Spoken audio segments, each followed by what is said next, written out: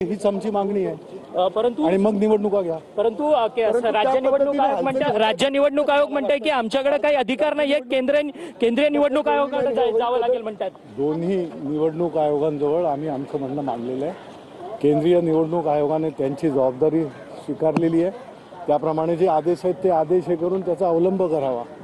सदोष याद्या घेऊन कुठचीही निवडणूक घेणं ही लोकशाहीची पद्धत नाही। फ्री अँड फेअर इलेक्शन म्हणतात, तर फेअरनेस त्यांना दाखवायला लागेल, दोषमुक्त यादी करायला लागेल आणि मग क्या निवडणूक होऊच देणार नाही का? शॉर्ट समरी रिव्हिजन आम्ही मागितलं। निवडणूक होऊच देणार नाहीत का तुम्ही विरोधी पक्ष? लोकांची इच्छा आहे आणि त्याप्रमाणे निवडणूक होऊ नये, लोकांची इच्छा आहे।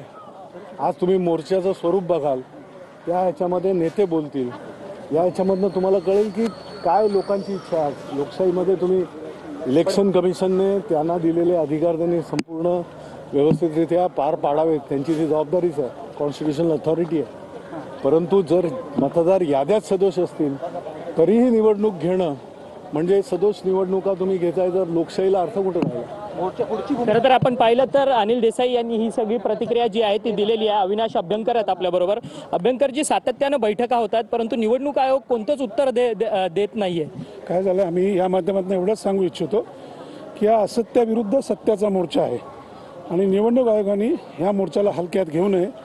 हा महाराष्ट्रामधला महामोर्चा आहे, याचं नेतृत्व राजसाहेब ठाकरे, इतर सर्व मान्यवर नेते सर्व पक्षातील हे याच्यामध्ये असतील।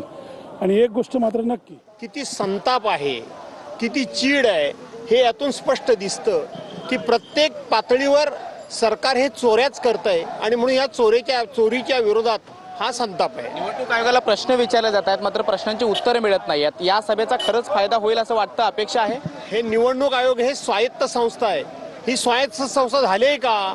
ही भाजपाची एक शाखा झालेली आहे, एक ब्रँच झालेली आहे आणि म्हणून निवडणूक आयोगाची स्वायत्तता राहिली पाहिजे आणि लोकशाही जगली पाहिजे, याकरता हा मोर्चा आहे। दोन्ही ठाकरे बंधूंनी निवडणूक आयोगाच्या विरोधात शड्डू ठोकलेला आहे। आज पुन्हा एकदा त्याच व्यासपीठावरून ही भाषणं होतील। काय वेगळं चित्र पाहायला मिळेल या स्थानिक स्वराज्य संस्थांच्या निवडणुकीमध्ये किंवा पालिकांच्या निवडणुकीमध्ये? किती फायदा होईल याचा? 100% ह्या एकीचा फायदा हा संपूर्ण महाराष्ट्राला होईल, पक्षांना होईल आणि जनतेला देखील होईल। केवळ ठाकरे बंधूंना होईल असं नाही, तर उभ्या महाराष्ट्राला होईल। धन्यवाद। जाधव आपल्यासोबत होते, ते सुद्धा मोर्चाच्या ठिकाणी आता पोहोचलेले आहेत आणि थोड्याच वेळामध्ये या प्रमुख नेत्यांच्या भेटीगाठी घेतल्या।